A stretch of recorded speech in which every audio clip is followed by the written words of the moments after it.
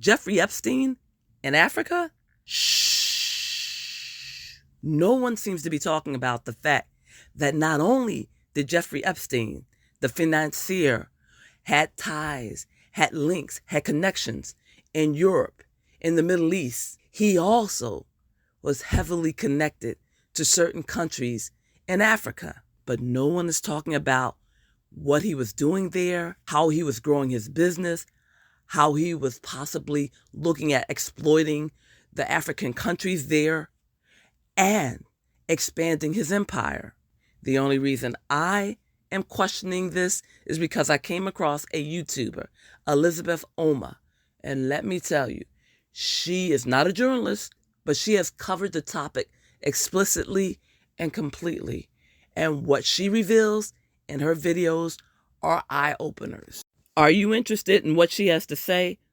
Well, sit back and take a listen. Jeffrey Epstein abused girls as young as 13. He built an entire system around using money, access, and power as weapons. Parents sent their daughters to him thinking it was a career opportunity. He turned that into a trap. Elizabeth Oma goes on in her video to disclose that for years, Jeffrey Epstein has gotten away with trafficking young women and exploiting his political affiliations with presidents, with prime ministers, with the elite in Europe, but also in those emails that were recently released because of the Jeffrey Epstein Transparency Act that required the Department of Justice to release over 180,000 emails, not to mention scores and scores of videos and so many disturbing, explicit images. Well, hidden in the midst of all this, Elizabeth Omer discloses that Africa was mentioned in these emails. Here's what she has to say about that. But there's one part of the story that was mostly ignored: Africa.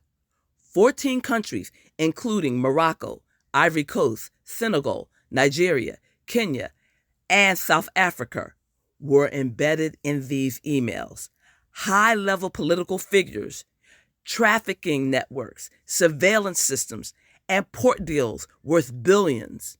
Just one day before Jeffrey Epstein's arrest, he wrote a check for over $14 million to purchase one Moroccan palace where there is no U.S. extradition treaty. Jeffrey Epstein did not see Africa as a continent of leaders, but a territory he could exploit. And for nearly 20 years, he did just that.